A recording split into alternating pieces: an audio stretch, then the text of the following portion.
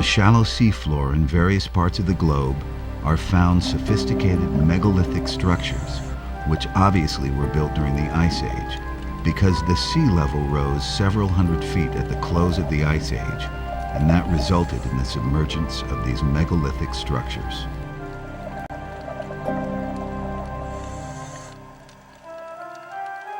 Maps by the Ice Age navigators who settled these regions indicate that the mariners of ancient times measured and mapped the Earth with fantastic precision, even accurately mapping Antarctica, which is shocking when we consider that Antarctica was supposedly not discovered until the year 1818 by the Russians. The mapping technique utilized by those ancient navigators is actually embodied in the astronomically derived dimensions of the Great Pyramid of Giza in Egypt, which was on the prime meridian of ancient times, whereas today, Greenwich, England is on the modern prime meridian, and the meridian or longitude from which our modern timekeeping system is based.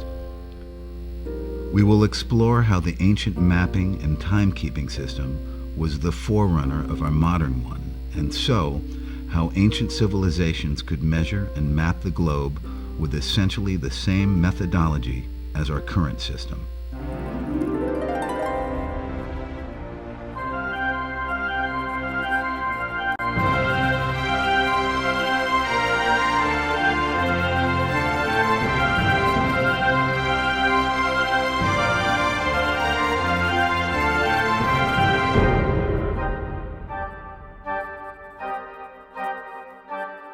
Archaeologists have long suspected that in ancient times, navigators were successfully sailing and settling disparate parts of the globe in search of mineral riches, as evidenced by the sophisticated megalithic walls, citadels, and pyramid-like temples which have been discovered in India, Japan, on the islands of Polynesia in the Pacific, and across to the Andes Mountains in South America, where the great ancient megalithic structures such as Machu Picchu of the pre-Inca civilization are found.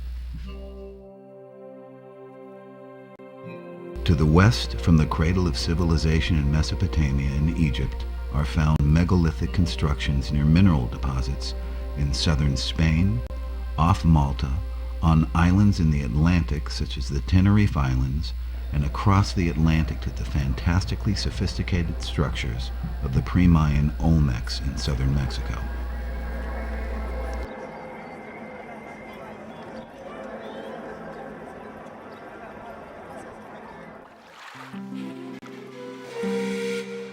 On the Ryukyu Islands of southern Japan are found ancient megalithic walls, terraced plazas, and citadels of the ancient Jomon civilization, commonly considered to have been built at around 2000 BC. Not much after megalithic buildings is believed to have begun worldwide, and some of these structures are now on the shallow seafloor nearby, in waters down to at least 100-foot depths, submerged by the sea level rise from the melting of the Ice Age ice packs.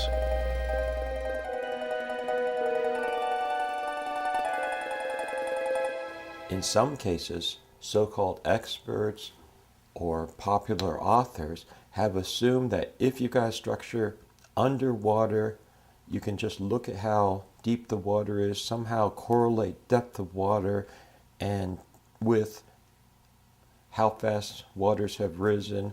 And in some cases I've seen, people assume if it's under so much water, it must date back, say, 10,000 years or more. And that's not a good assumption.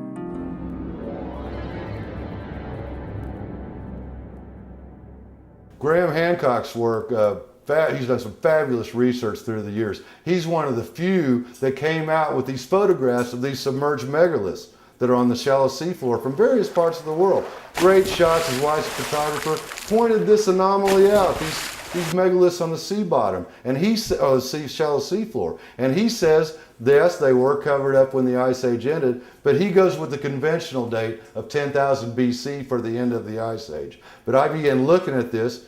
No, it doesn't make sense.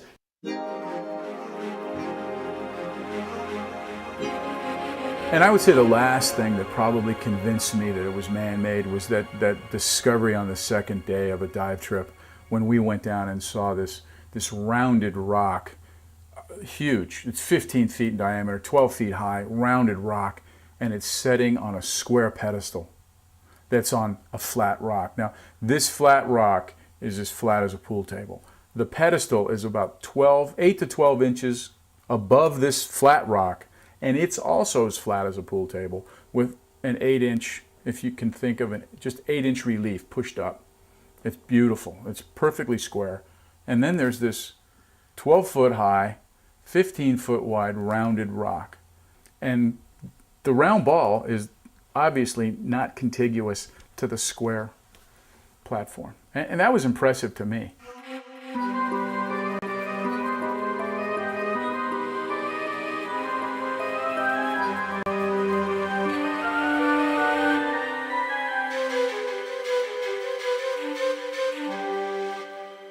So you could have, for instance, a city or a culture that's now underwater, totally submerged, but it may date back to 4,000, 5,000 BC. You don't need to postulate that goes all the way back to 10,000 or 15,000 or 20,000 BC, as some popular writers have suggested.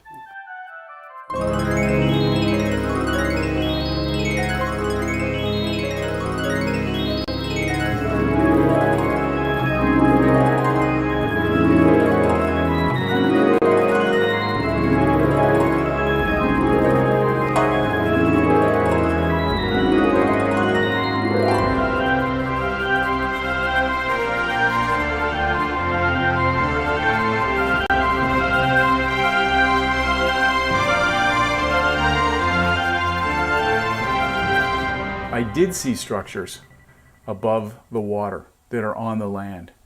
And these structures were in vicinity of the Seki Point, but closest to where the underwater face is. It's on the north side of the island, and these rise up about 70 feet above the water's edge, and they are carved almost identical to the monuments at a Seki Point. It really makes you feel, if you've dove a Seki Point and then you walk to these monuments, you feel like you're underwater again.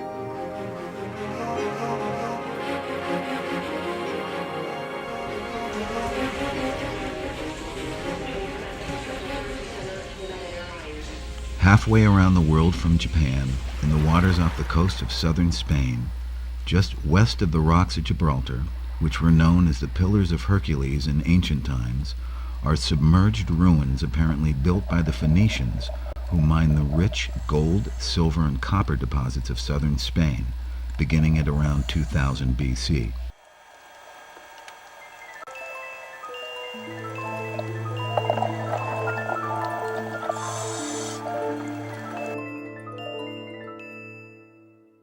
After speaking to Francisco Salazar, Paco, a very important diver in Spain, and spending time with him, he said to me, Maxine, there are 4 submerged cities off the coast of Spain.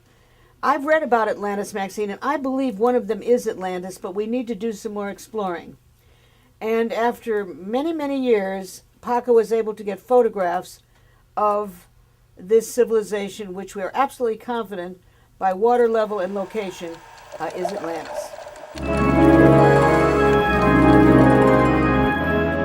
When did the Ice Age end? Well, almost all the experts say that megalithic building began on the Earth around 3000 BC. But they say that the Ice Age ended at 10,000 BC. So there's a disconnect there of 7,000 years. Now, which was it? Did the Ice Age end much later than advertised? Or did the megalithic building begin much earlier than advertised? It's important that the conventional scientists state a date for 10,000 BC for the Ice Age, because the Ice Age people were supposedly cavemen developing in the Darwinian way slowly through thousands of years. So you have your cavemen at 10,000 BC, you have your megalithic building that they acknowledged at about 3000 BC, so you had to have a continuum of development for, say, 7,000 years. Aficionados of Plato's Atlantis story know that he said that Atlantis went under 9,000 years before his time, which would have put the submergence of Atlantis at about 9500 BC. However, The Mycenaean kings of Athens, also mentioned in Plato's story, who were ruling around the time that Atlantis went under, are known to have lived circa 1500 BC, and not circa 9500 BC. So, apparently, a zero was added to the 900 actual years before Plato's time, and the Athenian kings in the story and the submergence of Atlantis were therefore at around 1500 BC.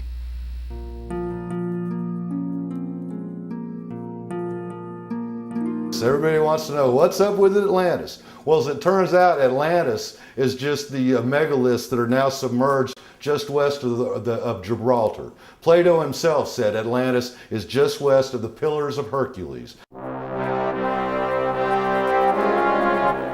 When I finally saw the photos, we had a city about 2.5 miles wide by 2.5 miles long. We could see fireplaces, we could see remnants of buildings, we could see pottery, all sorts of things, 120 feet down on the continental shelf.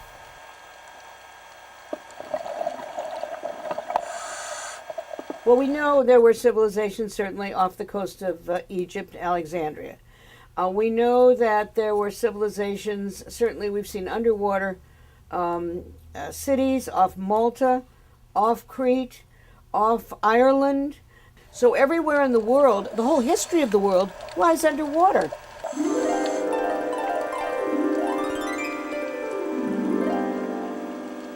These megaliths, are submerged off northwest India, southern India, Malta, Egypt, Lebanon, and off the coast of southern Spain.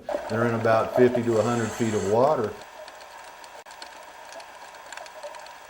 Submerged megalithic complexes are also found in the Mediterranean off Slima, Malta, where were discovered megalithic walls and temples which appear to be of circa 2000 BC vintage, and off Egypt in the Mediterranean, where are found the submerged ruins of ancient Rahinet, known to the ancient Mycenaeans of Greece as Heraklion.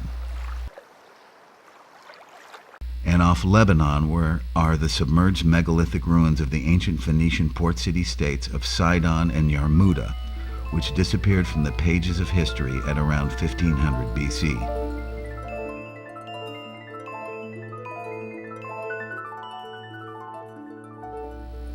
And off the coast of Greece near Plytra, Abdera, Platygiali, Astakos, and Elafonisi are found submerged megalithic complexes which were submerged when Greek legend states that the sea rose and covered a great part of the land.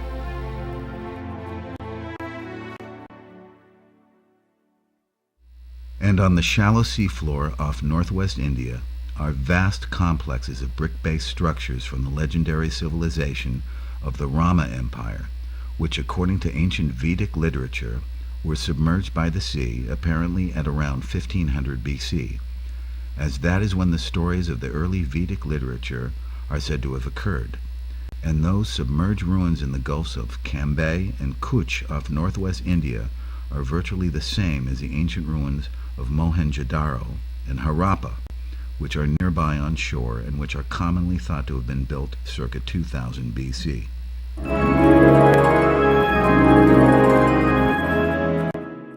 The ancient Hindu and Tamil traditions of southern India speak of a lost kingdom, the kingdom of Kumari Kandam, which is off the extreme southern tip of India, and they mention a king, King Nedion, who was a Pandyan king around 2000 BC, who had to flee inland because his kingdom was being eaten up by a sea level rise.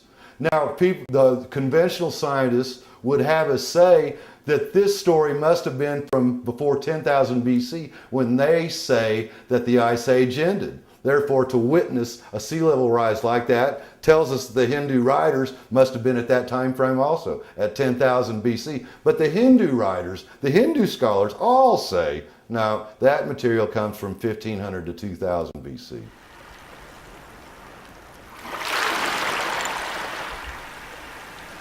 Geologists tell us that the seas were about 400 feet lower, and they calculate this based on the size of the ice caps during the last ice age, and so that's where most of the water was that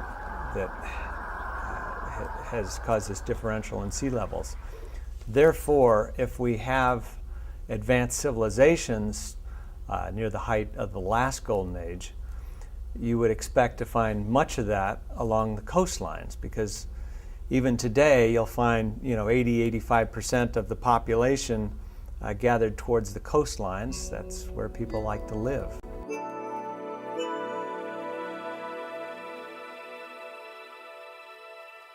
And what we know is that, of course, since the end of the last ice age, sea levels have risen. They've risen dramatically over that time period. And quite logically, ancient peoples, many ancient peoples lived near the coastline. And when you have that much water rising, in some cases, their cities, their habitations were totally inundated and are now found underwater, if they're found at all.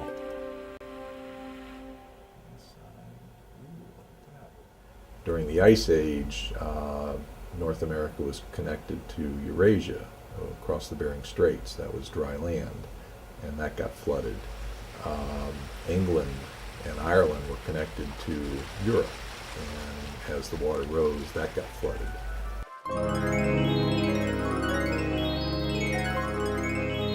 Professor Kimura shares with me his findings that he presented to a Japanese forensic society that studies these kinds of things. And he shared his report with me while I was doing research for these articles.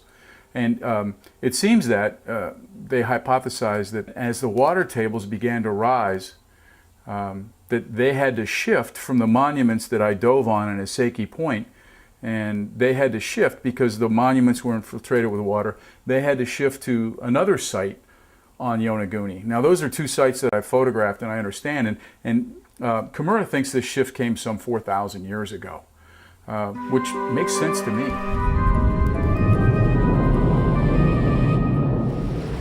Many ancient legends speak of a surprisingly rapid sea level rise as kingdoms were engulfed within a generation. There are several Mayan documents or books that survive. One is called the Dresden Codex. It's primarily about the Venus cycle, but there's a very interesting page. The last page of the Dresden Codex depicts a flood coming out of the mouth of the cosmic monster.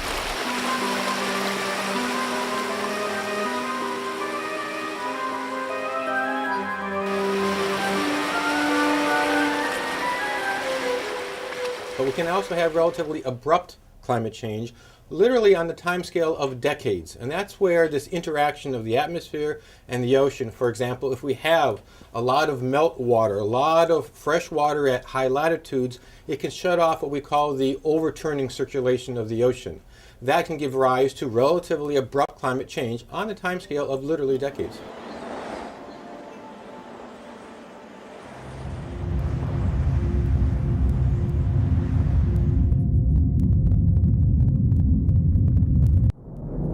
Some scientists say that all of the submerged structures from various parts of the globe must have been the result of earthquake activity. It was previously thought that the Ice Age ended at around 10,000 BC, and thinking that megalithic building began about 8,000 years after that time, many say that the submergences of all those ruins must have been due to earthquake activity, and not because of sea level rise, such as Yarmuta off the coast of Lebanon.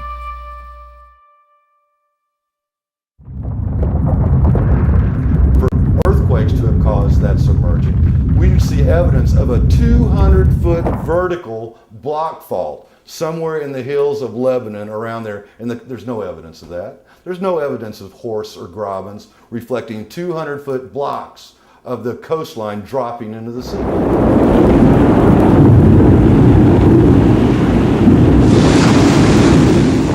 And the same can be said for the other submerged megalithic sites in various parts of the world. No evidence of block faulting by earthquakes. Therefore, the sea level rise spoken of in the various ancient legends must have been the cause of the submergences of all the sites. That huge sea level rise could have resulted only from the melting of the Ice Age ice packs.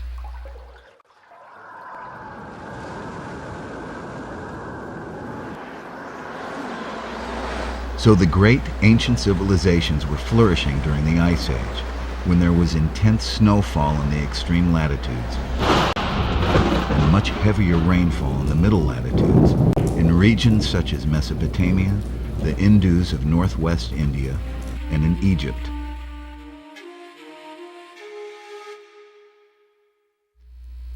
These regions are currently desert wastelands, but during the Ice Age, when these civilizations were flourishing and building their biggest and best megalithic structures, those lands were lush green areas of fertility, with pastures and forests providing bounty for the humans and the many kinds of animals which inhabited those areas when they received about 40 inches of rain per year.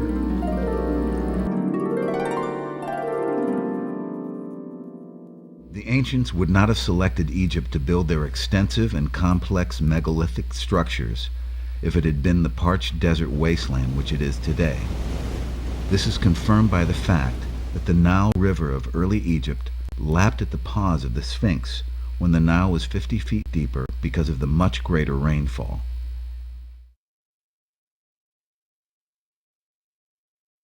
What I found is the core body of the Sphinx enclosure in which it sits, has classic rain erosion, precipitation-induced erosion. You call it what you like. We know that the Sahara Desert, and the Sphinx sits on the edge of the Sahara Desert, is a relatively recent desert geologically.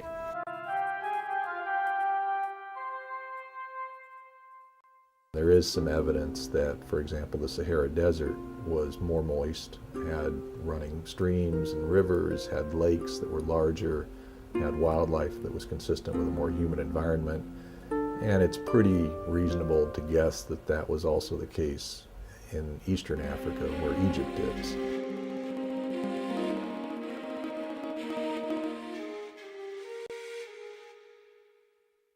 Northern Africa in general does seem to have been wetter, more humid, probably cooler than it is in the present day.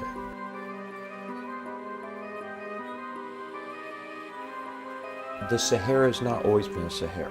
The Sahara was once, in very recent times, geologically speaking, was non-desert. You had a much more lush savanna type region. You had lakes, ephemeral lakes, you had rivers. We know this from a variety of data now, including imaging from satellites, where you can pick up ancient riverbeds, etc. I believe that it makes sense that when you had less aridity, more water, more vegetation, well, helped promote ancient cultures.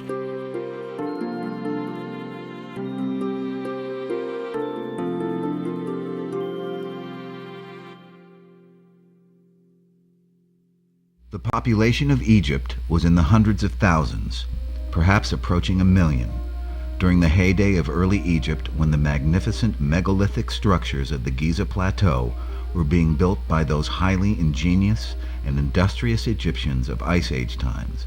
And obviously, such could not have occurred in the present environment there, which is one of the driest places on Earth.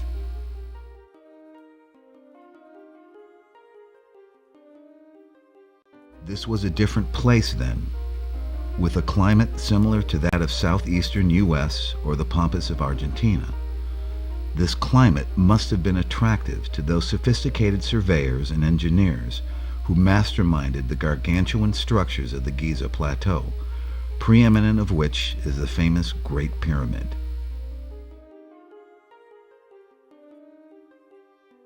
In the Old Kingdom times, when you're building the pyramids, the superstructure of the Great Pyramid, for instance, best estimates are you need, incredible workforce.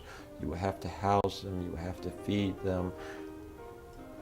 And there have been found in recent years around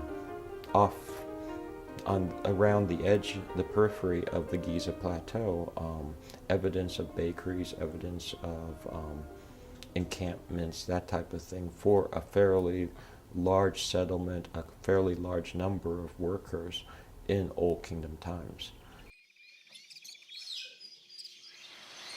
Back in pre-dynastic times, it was lusher and not as barren desert, so you could have more food and supplies maybe produced, I wouldn't say on site, but in more the local area.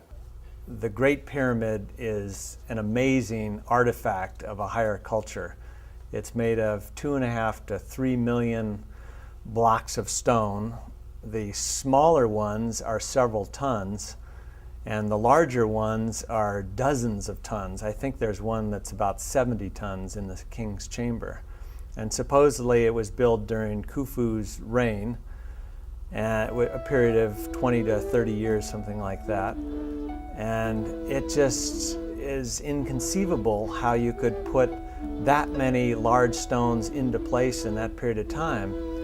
Because if you think about it nowadays, you're trying to move a 50-ton stone, that's you'll plan that for several weeks and then get your whole crew together to move one stone.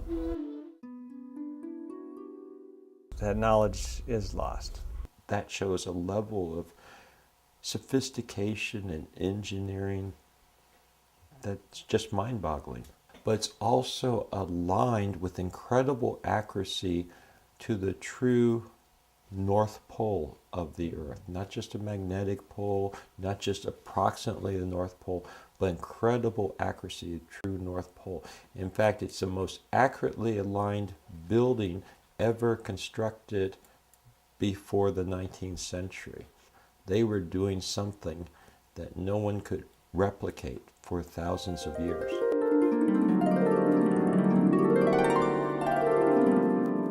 The Great Pyramid at Egypt is not on a very recognizable meridian because our modern meridian system is based upon Greenwich. The 0 point is placed at Greenwich for recent historical reasons. But if we assume that the prime meridian is at the longitude of the Giza Plateau, then all these other sacred sites around the world, like for example at Angkor and other places, fit nicely into this harmonic grid. These sites are separated by 72 degrees and so on, which are proportions of the precessional cycle.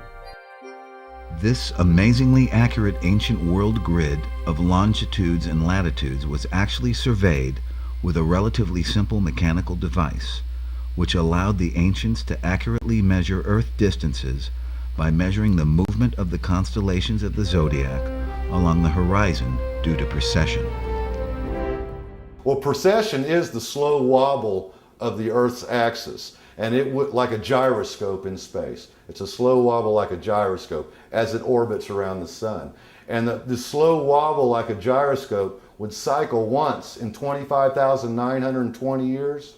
The ancients, with the Celtic cross or the archaeometer, a simple handheld mechanical device, measured the rate that the constellations of the zodiac appear to move along the horizon very slowly because of this wobble of the Earth's axis like a gyroscope. And it would wobble once in 25,920 years. They measured the rate that this wobble occurs at 72 years per 1 degree. The constellations appear to move along the horizon because of precession.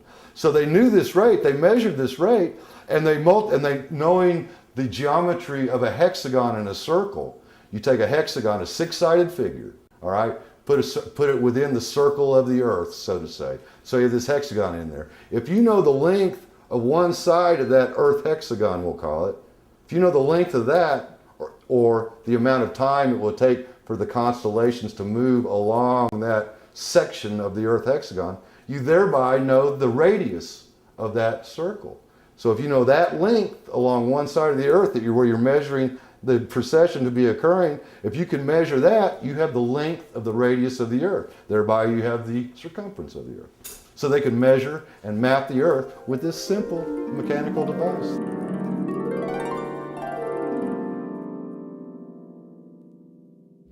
The length of the perimeter of the base of the Great Pyramid is half a nautical mile. And this is no coincidence, because the ancient Egyptians subdivided the length of one side of the Earth hexagon by 7,200 for the length of their Great Pyramid's base perimeter, and as 440 cubits compose of the length of each of the four base edges of the Great Pyramid.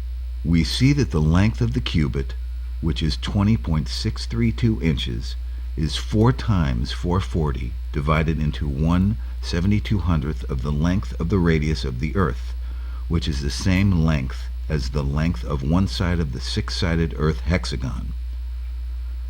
The ancient Egyptian cubit used to survey the pyramid was astronomically derived by measuring the rate of precession and applying such to simple geometry, and not by a number of hand widths or finger lengths as had been generally proposed by archaeologists.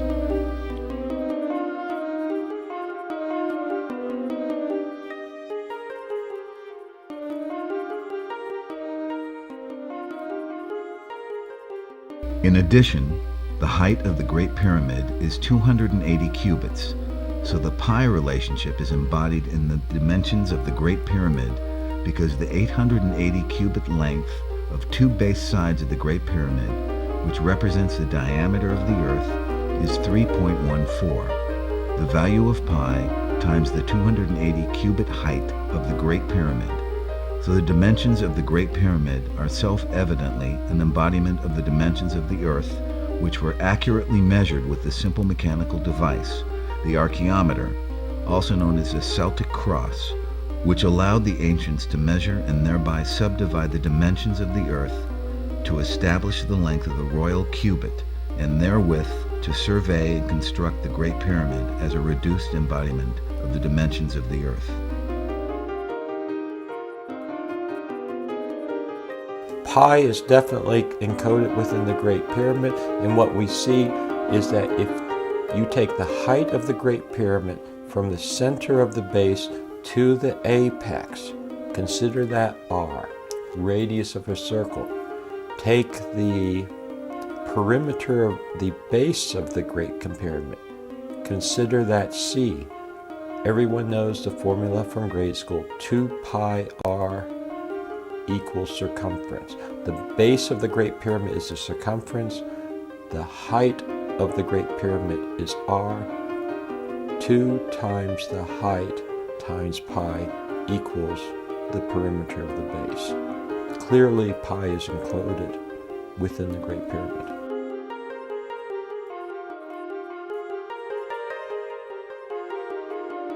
Since the Great Pyramid constructors surveyed the dimensions of that magnificent edifice to precession by the measurement of the dimensions of the Earth through simple hexagon geometry and the application of the 72-year per 1 degree rate of the apparent movement of the constellations of the zodiac along the horizon, they could have planned the Great Pyramid to be 1/3600th of the radius of the Earth, which would have been 1 nautical mile.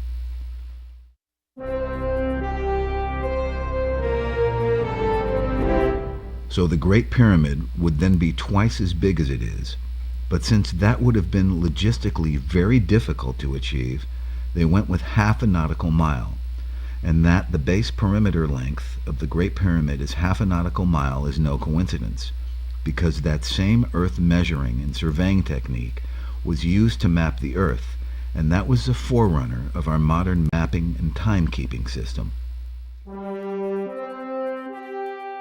Yeah, the significance of ancients having this capability to measure and map the Earth, well, that flies in the face of what the conventionals has been teaching us, obviously. You know, they taught us that the development of mankind has been a kind of an evolutionary Darwinian type progression from cavemen through quasi-cavemen, Neolithic, up until modern men at around 3000 BC. But their own corollary theory to that is that this megalithic building, sophisticated megalithic building, started suddenly, abruptly, with no evolutionary precursors in building style leading up to it. The Great Pyramids appeared out of nowhere.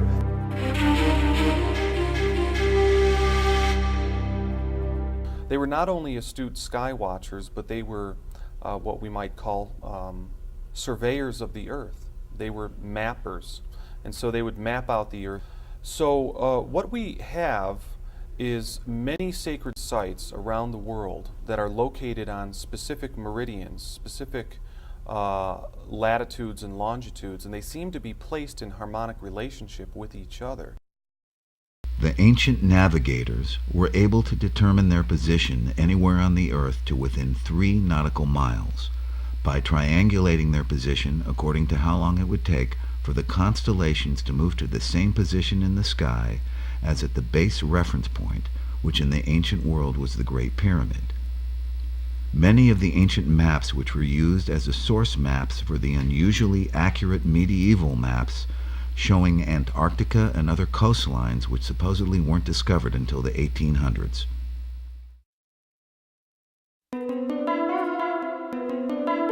It was on the prime meridian of the ancient world, and the ancient mapping system related time to distance, just as does our modern system of arc seconds and arc minutes, also known as nautical miles, and thereby they did indeed map and navigate much of the world in ancient times.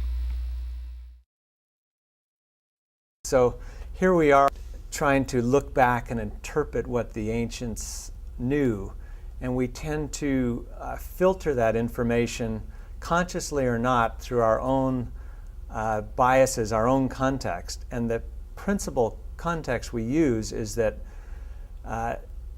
evolution is fairly linear, that we went from caveman to modern man and a few bumps along the way, but we're progressing.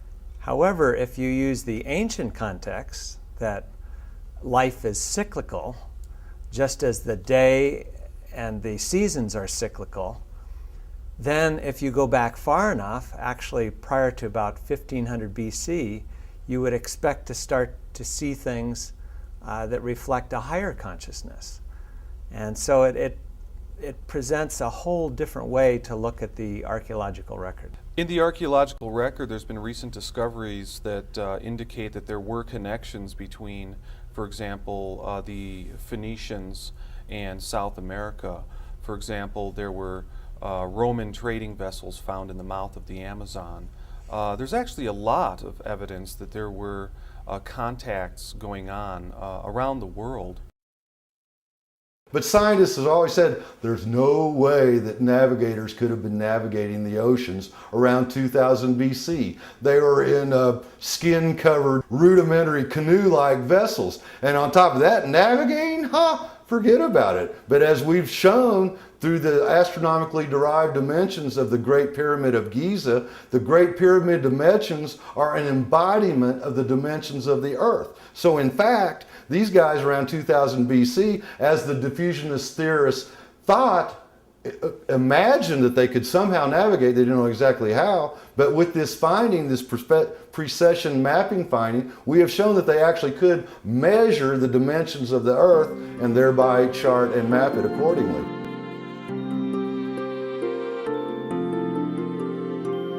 And I think the more we look at, we see remarkable similarities among cultures, even if they're separated by oceans.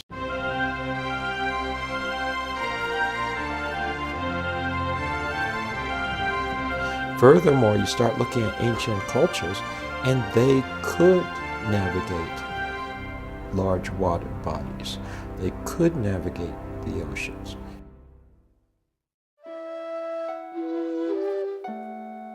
We have a hunch that the Atlanteans were able to navigate the seas.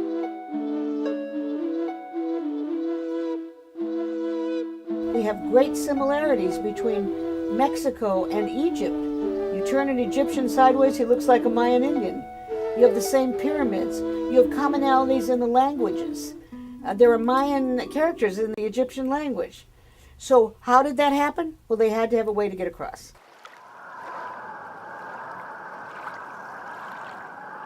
The Orontius Phineas map shows Antarctica when the Ice Age had just begun, because a small polar ice pack is shown on the Orontius Phineas map.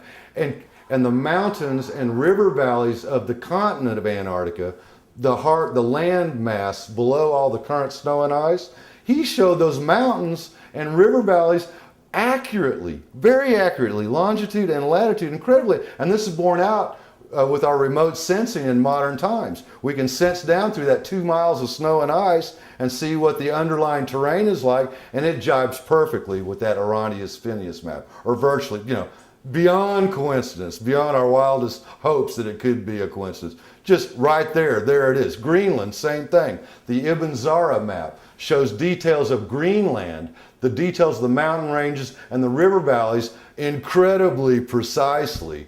But it's now under a mile of snow and ice. They couldn't have known that. They were mapping that thing. They were mapping those continents early in the Ice Age, before the Ice Age had totally built up upon them. Now going back to Antarctica, Orontius Phineas map early in the Ice Age, a little bit of snowpack on Antarctica.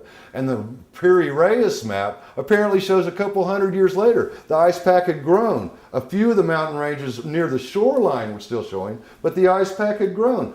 Again, with the exact precision of where the mountain ranges and river valleys are, that are now 2 miles under snow and ice.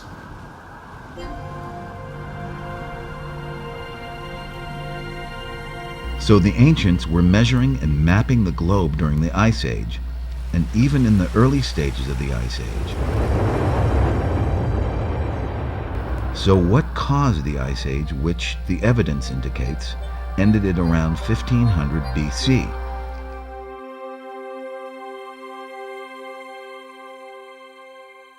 The fact is, we don't know what the beginning of an ice age is. We really don't know how the ice caps, say, over North America begin to grow. And maybe an ice age begins with heavier snowfalls associated with open water.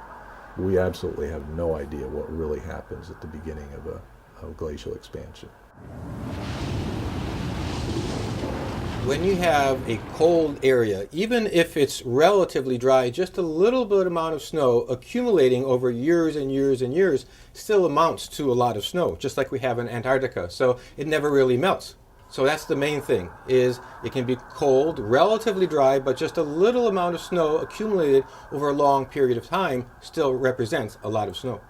We clearly have evidence that the planet was not a snowball Earth, was not covered in snow, that the tropics still existed.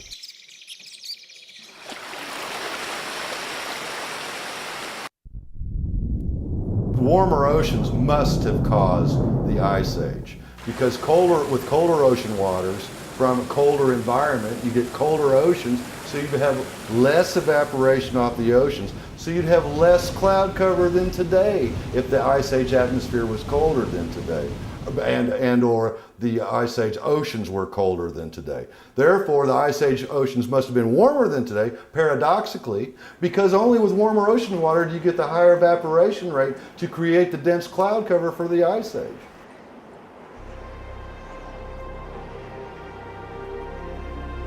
However, conventional scientists insist that all the seasons of the year were colder during the Ice Age. But with the dense global encompassing cloud cover of the Ice Age, cooler summers and warmer winters ensued, resulting in little snow melt in the summer and greater snowfall in the winter. As snowfall amounts are maximized near 32 degrees Fahrenheit, and super cold environments are technically deserts. I would expect that the ice caps during the Ice Age came about not because there was a lot more snow, at least not over a very long period, but because it was enough colder in the summer that the snow that did fall didn't melt. Generally speaking, very cold areas of the world tend to be very dry. This is true nowadays. Antarctica is a very, very dry continent. But because it never gets warm enough for the ice and snow to melt, it's covered with snow, or covered with glaciers. Siberia in the wintertime is very, very dry. But because it's extremely cold, what snow does fall stays, and so you get a good snow cover.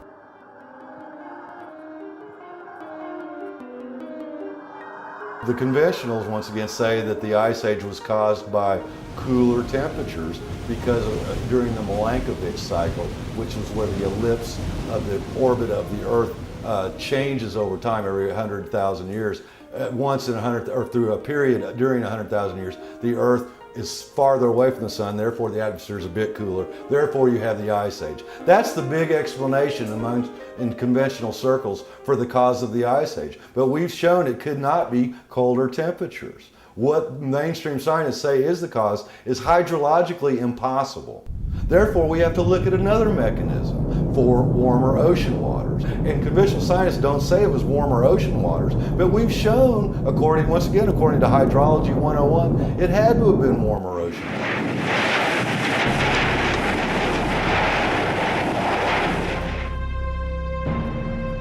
It is now clear that the ancients measured and mapped the globe during the Ice Age, when there was intense snowfall in the extreme latitudes and much more rainfall in the middle latitudes, where the great ancient civilizations began.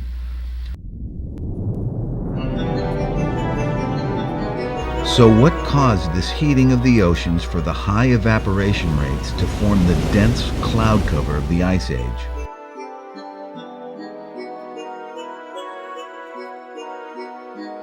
It could not have been global warming, because if such warming had increased the surface temperature of the oceans for higher evaporation rates, causing the cloud cover, it would have shielded the Earth from the sun and cooled the atmosphere back down, a buffer system. So the heating of the oceans must have been geothermally induced from heat sourced from within the Earth, not from the atmosphere. It has been established that the oceans during the Ice Age were paradoxically warmer, but how much warmer and what geothermal event or events caused that warmer ocean water for the dense cloud cover for the Ice Age, this will now be a subject of great debate.